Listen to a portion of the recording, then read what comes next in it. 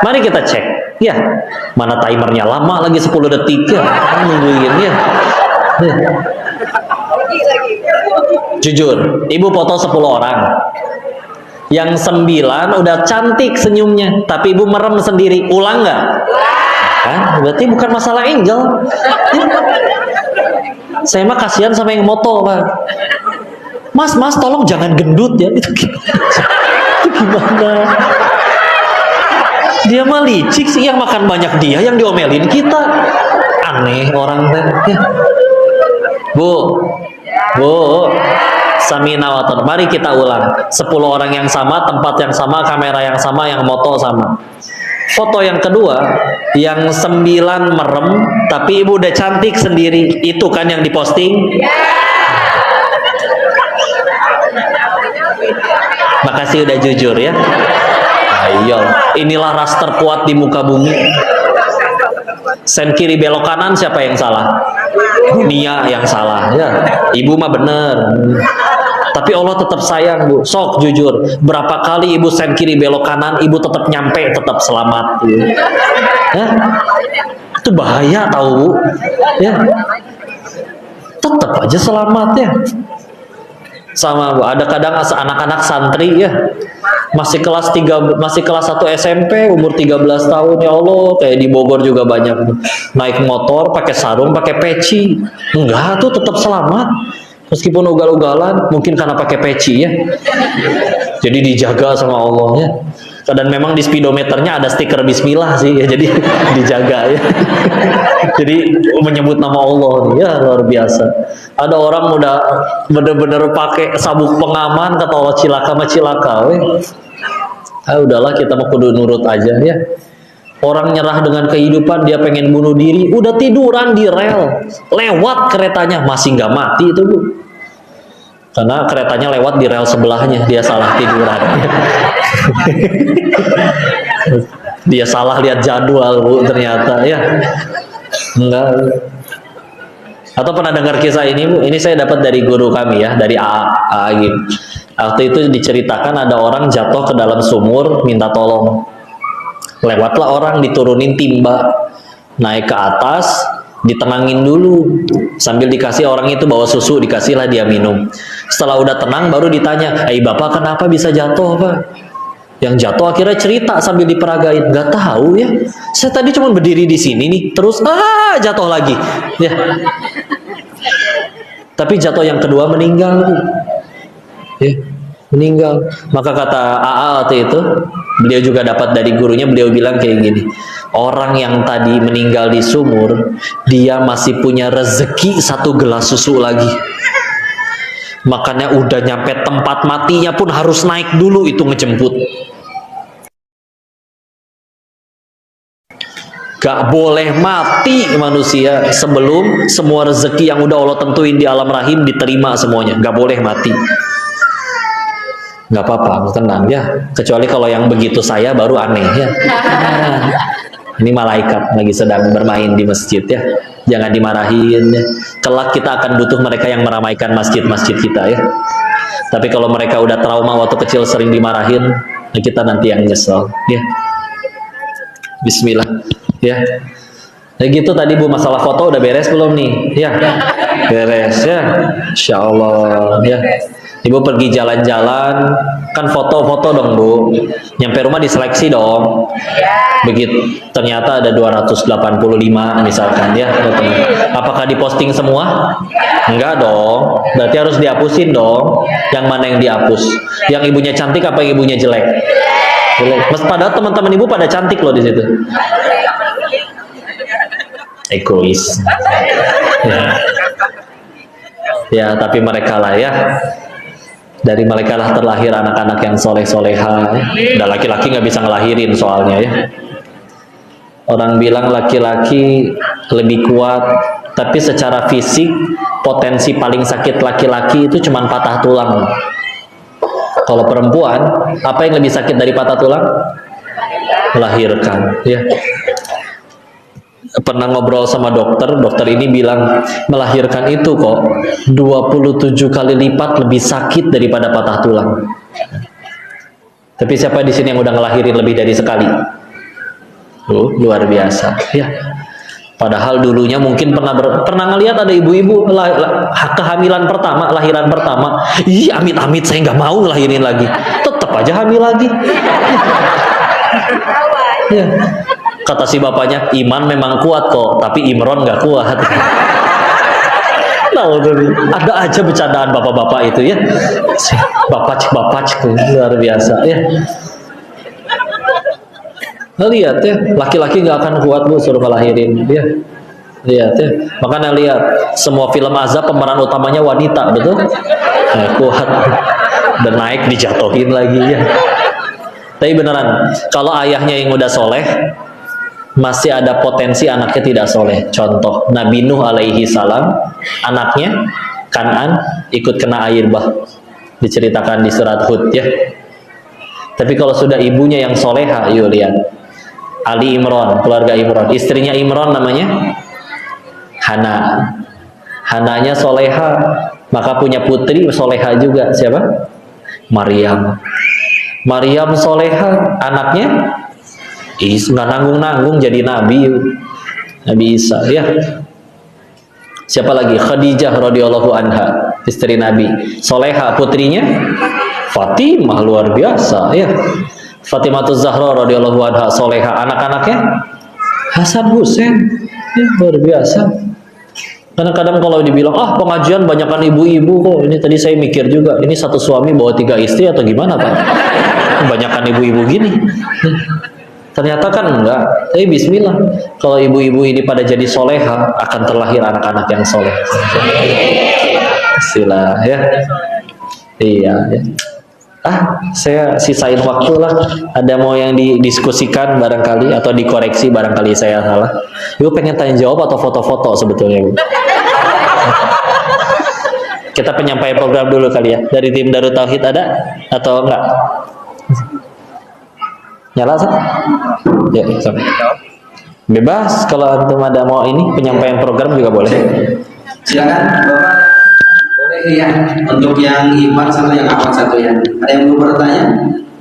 Silakan. Alhamdulillah Bapak yang bertanya ya. Boleh Pak maju sebelah sini Pak. Yang ibu ada yang mau bertanya? Silakan ya, bentar Ibu ya.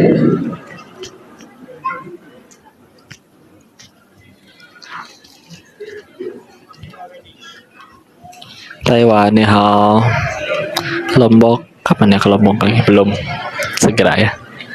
Ya ini di Batam. Assalamualaikum warahmatullahi wabarakatuh. Waalaikumsalam warahmatullahi wabarakatuh, Ustaz. Saya terkesima Halo. dengan ceramahnya yang penuh humor. Jadi mengatakan itu Ustaz. Oke, yang saya pertanyakan, maksudnya latar belakang dari yang pernah saya buka YouTube, maksudnya dari karyawan YouTube. Terus jadi program ini, gimana ya? Iya, nggak apa-apa. Mohon saya. Iya, nggak apa-apa. Jadi yang mau saya tanyakan, maksudnya medis pada rencana atau sudah melakukan bagaimana untuk memberantas judi di Indonesia. Baik, bismillah. Bismillah. Baik, terima kasih Bapak. Ya. Masya Allah. Ini juga lagi ditonton ada 4.700 orang nih sekarang ya. Tuh, kalian akan ditutup judi. Masya Allah. Ya, bismillah. Kalau bicaranya ke arah sana menutup judi, saya sudah menutup semua keran saya, dalam artian yang bisa saya tutup ya. Tapi kan ibarat kayak gini ya, saya tidak menguasai semua keran yang ada, walaupun memang kalau mau ibaratnya kayak pam lah ya. Saya udah nutup semua keran di rumah saya nih, tapi kalau pengen ditutup semuanya dari pamnya atau yang nutup ya. Nah, saya udah nutup yang ada di bawah saya waktu itu. Tapi ya kan ada yang lain yang saya tidak bisa tiba-tiba datang ke sana. Bro, udah yuk kita hijrah aja semua. Dan akan luar biasa indah dunia ini kalau mereka menjawab, "Iya, yuk kita tobat ramean." Indah sekali dunia ya. Tapi enggak, karena di sana banyak yang izin ya Pak. Mereka benar-benar orang yang dari pertama akil balik hingga detik ini, yang bahkan udah punya cucu, benar-benar nyari duitnya benar-benar murni dari bidang itu saja. Sampai mereka nggak punya skill atau keterampilan di bidang apapun yang lainnya, yang kalau mereka berhenti itu benar-benar ya bagi mereka mati lah udah pasti. Ya. Jadi ngajakin iya. Dan terakhir yang saya ingat ada 7 orang lagi lah yang udah tobat, yang saya kenal ya. Yang nggak kenal mudah-mudahan lebih banyak ya, yang akhirnya juga berhenti. Tapi ya itu balik lagi, cuman kalau misalkan pertanyaannya diperluas, kenapa atau nggak ditutup sama yang punya pamnya istilahnya, gimana Pak ya? Kalau mau jujur kuehnya terlalu besar Pak ya. Izin ya, ini mah cerita aja. Setiap bulan kami dulu, grup kami ya, setor ke oknum ya, karena demi Allah masih banyak polisi yang baik, demi Allah banyak. Tapi ke oknum, untuk supaya kami nggak ditutup dan tidak digerebek, itu per bulan harus setor 3-4 miliar sebulan. Baru grup kami loh, baru grup kami, belum yang lain. Makanya kalau katanya yang kemarin heboh itu dia si paling atasnya dapat triliunan per bulan, wajar. Ya, karena kalau enggak yang ngarep gaji mah gimana tuh Pak ya. Sedangkan ya kalau ditanya apa ada rancangannya, dari sekian banyak cara yang bisa dipakai, misalkan saya datengin satu-satu, atau diajakin tutup, atau saya kerjain websitenya, atau saya kerjain rekening-rekeningnya. Karena mereka juga bisnis mereka itu juga bergantung kepada para rekening-rekening bodong Pak. Para bandar judi itu nggak ada yang pakai rekening namanya sendiri, bunuh diri yang ada ya. Saya sendiri punya, dulu ada sekitar ya punyalah 17 rekening lainnya ya, untuk yang dipegang sendiri ya, dan disebar duitnya. Dan dari sekian banyak cara, saya ngerasa yang paling efektif, kalau tadi Bapak tanya rancangannya, ya ini ya, ngajakin mereka kembali kepada fungsi mereka diciptakan yang asli. Kenalin tentang Allah, kenalin tentang seperti untuk apa tujuan manusia diciptakan yang aslinya. Toh saya dulu berhenti juga mikirin itu, dari mana saya berasal, untuk apa saya diciptakan, dan setelah mati pengen kemana. Mencoba nyari tahu, oh gini rasanya punya duit.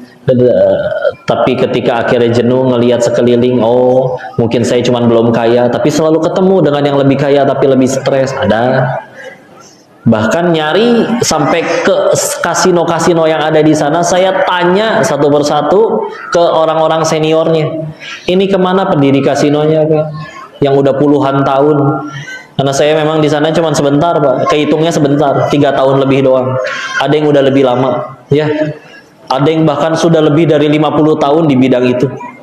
Tapi ketika dicari mana, pasti ada yang berakhir bahagia. Jujur, yang saya dapetin, ada yang pendiri kasino ini kemana, ada dia udah mati kena HIV AIDS. Pernah ngeliat orang mati kena AIDS ya? AIDS itu bukan penyakit ya, acquired immunodeficiency virus syndrome. Jadi HIV itu virus yang membuat antibodi tubuh kita mati. Jadi semua penyakit bisa masuk. Paru-parunya TBC, sekujur tubuhnya kusta, matanya belekan ya, kencingnya bernanah, menjijikan bentuknya, dan baunya, aduh ya. Pindah ke kasino lain, ini mana pendirinya, masih di penjara, dikhianatin anak buahnya. Ini mana ke pendiri kasino yang ini, kan agak gila, anak-anaknya pada mati overdosis narkoba, nggak ada yang happy ending ya. Jadi saya pikir, istilah ya Allah, saya mikirnya gini, saya mau misalkan ya, ambil senjata, datengin bandar judi, todongin kepalanya, tobat gak lu sekarang? Saya pergi, dia bisa buka lagi Pak. Karena manusia nggak bisa bolak-balik hati manusia lainnya, betul? Tapi kalau Allah udah mau bolak-balikin hati seseorang, bisa dia tuh yang suatu saat jadi lebih soleh. Makanya kenapa jalan yang diambil malah kayak gini, ngaji, belajar, mengajar, belajar, mengajar, udah kita. Karena bismillah, saat berharap ya Allah ada satu aja yang mau berhenti judi gara-gara ini. Udah alhamdulillah. Ya. Apalagi kalau mau jujur mah, dosanya lebih banyak Pak saya itu. Mati bakal, ke surga pengen. Terus misalkan ngeliatin, ya Allah dia cuman 5 waktu sholatnya, itu juga zuhurnya 5:30, asarnya 5:30, subuhnya 8:30 misal ya. Tapi kira-kira dia bisa nggak ke surga? Bisa, karena dia nggak punya dosa sebanyak saya. Maka diri yang Allah matikan ini, tapi bukannya dimatiin, malah diizinin pulang ketemu para guru, bisa ketemu bapak ibu yang soleh-soleha, diizinin ngaji bareng. Nikmat mana lagi yang bisa didustakan? Itu nikmat luar biasa. Terus kalau diri ini nggak mau belajar lebih banyak, menyampaikan lebih banyak, menghafal lebih banyak, ngerasa nggak tahu diri aja di hadapan Allah. Kesini dengan ini mudah-mudahan ada yang ini mau berhenti, ya udah. Meskipun kadang mikir orang lain, ya Allah dakwah mereka mungkin jadi pahala yang besar, saya mah diizinin jadi pengugur dosa yang lama juga udah alhamdulillah. Karena selama ini nggak pernah dapat SMS selama tobat Anda telah diterima. Kan itu dia repotnya. Sekalinya dosa malaikat gak ketiduran, kecatet. Sekalinya beribadah belum tentu keterima. Ya Allah. Ya banyak minta tolong aja lah sama Allah. Ya udah bismillah, mudah-mudahan Allah yang bulak-balikin. Ya, karena balik lagi tadi, saya mikirin segala macam cara, tapi kalau emang Allah belum bulak-balikin hatinya, emang dia nggak mau berhenti, pasti ngulang lagi. Tapi kalau misalkan udah di sini ngerayu Allah, mudah-mudahan Allah yang bulak-balikin hati, bismillah. Akan ada hari bismillah, mudah-mudahan. Dan Islamnya akan menang cepat atau lambat. Palestina akan merdeka, orang akan berbondong-bondong masuk ke dalam Islam, akan terjadi kembali. Sayadakhuluna fi dinillahi afwaja, akan kembali lagi. Kan kembali. Apalagi kita tahu Nabi Isa belum wafat dan dia nanti akan turun membantu Imam Mahdi, bahkan menyampaikan kepada seluruh manusia, "Hei, aku bukan Tuhan, Tuhan tuh Allah." Dan akan menghancurkan semua salib dan membunuh babi. Hadis sahihnya begitu ya. Ya coba kalau udah yang ngomong yang mereka anggap Tuhan, terus yang mereka anggap Tuhan ngomong dengan tegas, "Saya bukan Tuhan." Hei, udah siapa lagi yang nggak bisa percaya? Pasti percaya itu. Tapi itu tugas kita udah nyampein aja, bismillah. Ya. Karena enak urusan sama Allah. Kayak misalkan ya, sedekah nih, ada yang pengen bangun masjid. Misalkan ternyata meninggal duluan, masjidnya belum jadi. Kita tahu di hari akhir kan kita diberikan catatan amal kita. Misalkan kita ngecek, kok di buku catatan amal saya nggak ada ya, perasaan seingat saya sedekah dibuat bangun masjid waktu itu. Terus misalkan kita nanya ke Allah, ya Allah, perasaan saya sedekah, engkau juga tahu saya sedekah, kok nggak ada di buku catatan saya? Nggak mungkin Allah menjawab, ya kan masjidnya belum jadi pahalanya belum cair. Ya enggak, mustahil ya, kan nggak gitu konsepnya bos. Ya. Jangan ini duit masih di kantong, baru juga niat sedekah, itu aja udah jadi pahala demi Allah. Enak kan urusan sama Allah? Ya, udah.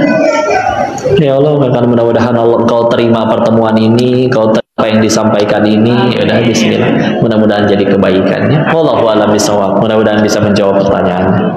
Dan terakhir Ibu. Assalamualaikum Ustaz. Waalaikumsalam warahmatullahi wabarakatuh. Saya dari Bandung juga, cuma saya merantau di sini. Oh, mana Bandung mana Bu? Di office Pak. Pasar Baru macet gitu gitu. Insyaallah. Alhamdulillah. Di sini mah nggak macet ya. Alhamdulillah. Yang penting sehat ya Bu ya. Gimana Bu? Pertanyaan saya seorang guru ini di madrasah. Alhamdulillah. Dan baca tulis Al-Quran dan Masya Allah. Sekarang pertanyaan saya, bagaimana menurut Islam tingkat keberhasilan seorang guru mengajar, terutama untuk diniyah? Insya Allah. Baik, bismillah. Ya. Pertanyaannya bagaimana tingkat keberhasilan seorang guru, terutama dalam yang diajarkan adalah diniyah ya, tentang agama. Ya. Maka satu tadi ya, ketika niat ibu udah murni benar-benar hanya lillahi ta'ala karena Allah, tapi ternyata gak ada satupun anak yang bahkan malah bisa baca Al-Quran, tetap pada gak bisa. Kita gak pernah disuruh nentuin takdir ya. Kayak tadi aja, takdirnya masjidnya belum jadi tapi udah diganjar pahala ya. Itu kan ya luar biasa, pahala jariahnya luar biasa. Dan kesuksesan terbesarnya tadi kalau dari sudut pandang yang mengajar, ya lillahi ta'ala aja di sisi Allah. Makin ikhlas, makin berhasil. Kita meninggal nggak akan ditanya, sudah berapa anak yang kamu bikin soleh? Enggak. Anggaplah nggak ada yang jadi soleh. Kalau niatnya benar tetap jadi pahala di sisi Allah. Ya, walaupun tentu kita mengharap nanti akan ada mereka yang mendoakan guru-gurunya, kan pahala jariah. Kebayang lu pahalanya yang bikin buku Iqra. Kalau itu cetakan resminya terakhir baca artikelnya 150 juta kopi. Berarti beliau punya transferan pahala dari 150 juta orang baca Quran ngalir ke beliau. Belum bajakannya. Indonesia teh ya banyak kan bajakannya ya. Dan pasti tetap jadi pahala jariah. Cuman ini mah izin ya. Indikatornya mah seperti tadi. Cuman ini mengingatkan ayat yang sering kita baca sebelum ngaji, doanya Nabi Musa, Rabbi shrahli sadri wa yassirli amri wahlul 'uqdatam min lisani yafqahu qawli. Ada pelajaran luar biasa Bu dari itu. Dari surat apa itu, ada yang tahu?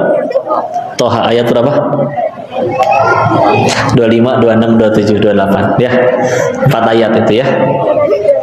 Apa artinya? Rabbi shrahli sadri, ya wahai Tuhanku, lapangkanlah dadaku, wa yassirli amri, mudahkanlah urusanku, wahlul 'uqdatam min lisani, lepaskanlah kekakuan di lidahku, di lisanku ya, yafqahu qawli, agar mereka mengerti.